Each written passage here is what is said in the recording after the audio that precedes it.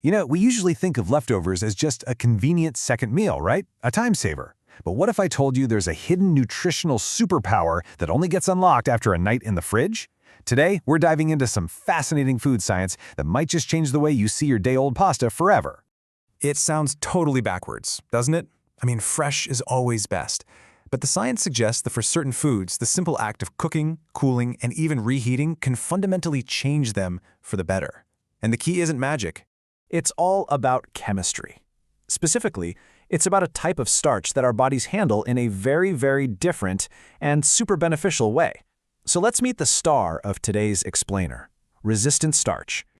Okay, so let's break this down. Most starches get zapped into sugar pretty quickly for energy, but resistant starch, or RS for short, does exactly what its name says. It resists digestion.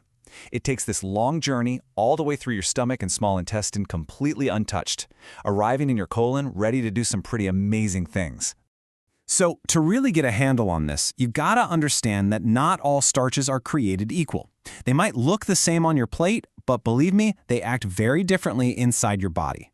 Think about it like this. Digestible starch is kind of like quick-burning paper. It gives you a fast burst of energy, turns into glucose, and spikes your blood sugar. Resistant starch, though, that's more like a slow-burning log. It completely bypasses that whole process and acts way more like a fiber, traveling to your large intestine to do a totally different job. So why? Why does some starch put up a fight while most just gives in? Well, it's not about having a strong will. It's all about its molecular structure. Let's get into the science for a second. Okay, so starch is made of these two molecules you see here. You've got the tangled, branchy one, amylopectin, and then you have the straight, linear one, amylose. Now really pay attention to amylose's straight shape. That is the key. When you cook and then cool a starchy food, these straight chains can line up and pack themselves together so tightly that your digestive enzymes just can't get in there to break them apart.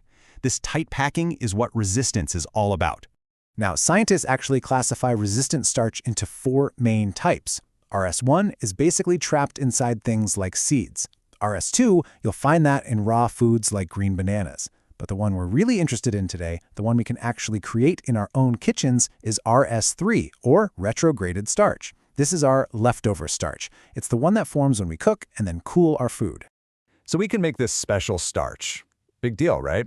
Why should we even care? Well, this is where it gets really, really cool. The benefits aren't actually for us directly. They're for the trillions of tiny helpers living inside of us. This diagram here shows what happens. When that resistant starch finally arrives in your colon, it becomes food, a prebiotic for all your good gut bacteria. So you're not feeding yourself, you're feeding your microbiome. And as they start to feast, they kick off a process that is the key to all the health benefits we're about to talk about. Right, so as your gut bacteria chow down on this resistant starch, they produce these incredibly beneficial compounds. The most important ones are called short-chain fatty acids, or SCFAs. And one of these in particular, called butyrate, is an absolute superstar for gut health. The production of these SCFAs, it unleashes this whole cascade of positive effects. I mean, look at this list. They do everything from lowering the pH of your gut to helping you absorb more minerals. And, this is crucial, they provide the main fuel source for the cells that line your colon, keeping them healthy. Some research even suggests this process might lower the risk of colon cancer and even help you feel fuller for longer. Pretty amazing. All right, that's enough theory. Let's move from the science lab into a place we all know and love, the kitchen. This is where a little bit of meal prep turns into a seriously cool science experiment. And to show you what I mean, we're going to use a food that people eat all over the world, rice. A study on Indian food gives us some unbelievable data on how its starch profile can change so dramatically. Just look at this. In this study, raw rice is packed with resistant starch. We're talking more than 27%. But the moment you cook it, whoosh, that number just plummets to less than 0.5%. What's going on is that the heat and water cause a process called gelatinization, which just blows apart those resistant structures, making the starch really easy for us to digest.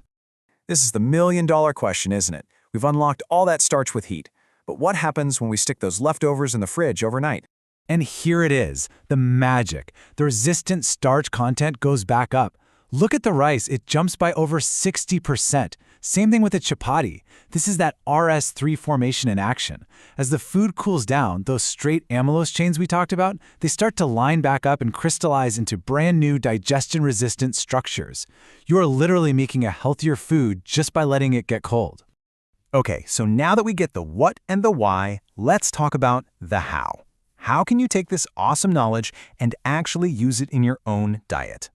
Here's a super simple strategy. First, just cook your starches like you normally would. Second, and this is the most important part, you gotta cool them completely in the fridge. The research points to at least 12 hours for the best effect. Third, go ahead and enjoy them. The great news is this new RS3 is stable, so you can reheat your leftovers without destroying it. And finally, don't forget foods like beans and lentils, which are just fantastic sources to begin with. And as researcher Madhuri Nagudkar says so perfectly, the amount of resistant starch in your food isn't set in stone. It's directly influenced by how you cook it, process it, and especially how you store it. So the huge takeaway here is this.